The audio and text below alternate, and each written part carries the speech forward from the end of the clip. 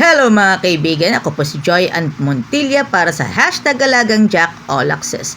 Tampok ang Jackliner Bus Body number 88 na may biyaheng Lucena Avenida via Easy Text. Halika na at tara na, sakay na sa Jackliner. Alagang Jack, alam na dis, biyahe na sa biyaheng Jackliner. At sama-sama po tayo para ipakita sa inyo ang mga natatanging mga highlights. Sama-sama nating basahin ang Mission Spotlight second trimester para sa taong 2025 para sa South Central Luzon Conference of Seventh-day Adventist. Indonesia. Himala sa Kagubatan, Part 1. Army.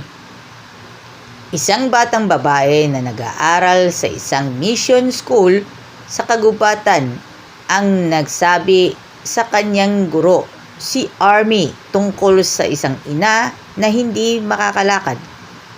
Hindi pumunta si Army sa mga bundok ng Papua, Indonesia upang gamutin ang sinuman. Hindi siya doktor at wala siyang masyadong alam tungkol sa medisina. Siya ay isang misyonero na pumunta sa mission school sa Kagubatan upang turuan ang mga bata tungkol kay Jesus Christ, ang dalubhasang manggagamot. Ngunit naantig ang kanyang puso nang marinig niya ang tungkol sa ina na hindi makakalakad. Siya at ang kapwa misyonero ay nagpasya na umakyat ng 8 oras sa bundok para bisitahin ang babae sa kanilang liblib na nayon. Nasumpungan ni Army at ang kanyang kaibigan na ina sa isang maliit na kubo na gawa sa damo. Umiyak siya sa sakit habang siya ay nakahiga sa kama. Ang kanyang mga tuhod na may bukas na sugat ay ito'y namamaga. Hindi maintindihan ni Army at ang kanyang kaibigan ang sinabi ng babae. Hindi rin masyadong maintindihan ng babae ang mga sinabi nila. Nagsalita sila ng iba't ibang dialekto. Ngunit sa pamamagitan ng galaw at kamay, ipaliwanag ng ina na siya'y nahulog mula sa isang puno ng 7 taon ng nakararaan at hindi siya makakalakad mula noon. Ang nayon ng napakalayo na ang mga doktor at hospital ay hindi isang opsyon. Matapos ang pagkahulog, iniwan siya ng kanyang asawa na iniwan siyang magpalaki ng 4 na anak. Natuwa ang ina sa pagbisita. Nawalan siya ng pag-asa. Nilinaw niya na inilagay niya ang bagong pag-asa kay Army at sa kanyang kaibigan. Tulungan mo akong makalakad muli, pakiusap niya. Lumabas si Army at ang kanyang kaibigan sa labas ng kubo. Kailangan nilang manalangin sa dalubhasang manggagamot. Panginoon, bigyan mo kami ng karunungan. Ipakita sa amin kung paano tutulungan ang babaeng ito kahit na wala kami masyadong alam tungkol sa panggagamot. Pagbabalik loob sa kubo na maingat na nilinis ni Army at ang kanyang kaibigan ang sugat. Tulo ng manggabutil na pawis sa kanilang mga muka. Nag-aalala silang lumala ang sugat.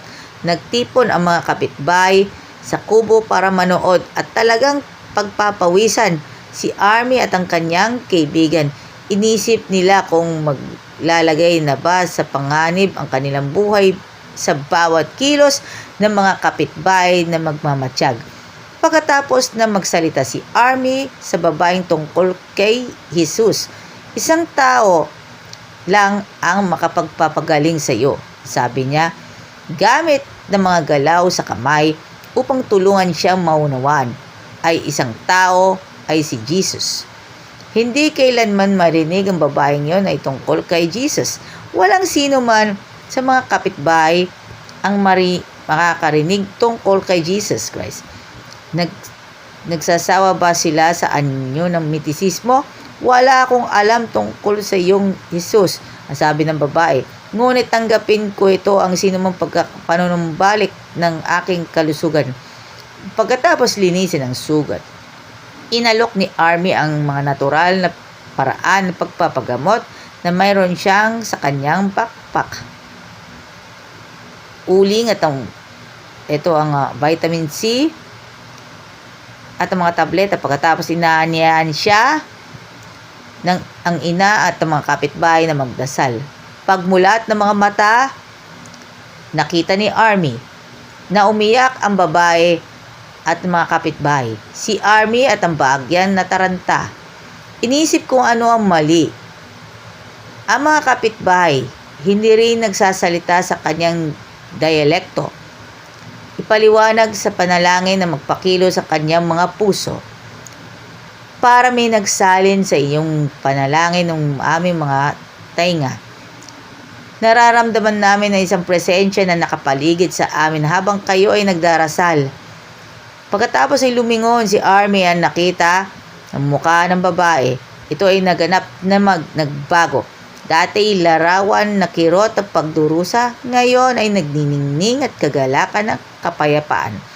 Nangako si Army na babalik sa susunod na linggo, tignan ng kanyang pag-unlad. Si Army at ang kanyang kaibigan na naglalakbay ng 8 oras pa uwi. Habang sila ay naglalakad, sila ay nagdarasal. Paano sila makakatawag sa telepono para makakuha ng medikal na impormasyon na para matulungan ang babae? Saan sila makakahanap ng signal ng cellphone? Nakatira sila sa kabundukan na hindi makatanggap ng signal ng cellphone sa loob ng ilang buwan. Ipanalangin ang hindi naaabot ng mga tao ng Papua, Indonesia. Bahagi ng 13th Sabbath offering ng trimestering ito ay nakakatulong sa pagtatayo ng mga silid-aralan, isang gusaling pang-administratibo, isang silid-aklatan, at isang auditorium para sa kolehiyo ng theology ng Papua Adventist. Lumipat ang kolehiyo sa Nabire matapos wasakin ang dati nitong campus sa sa ibang bahagi ng Papua noong 2019. Sa kasalukuyan ay nakikita ang mga estudyante sa hiram na silid-aralan ng isang Adventist Academy. Salamat sa pagpaplano ng masagana sa 13th Sabbath offering. Maraming salamat po. Alagang Jack is getting ready for Harvest 2025.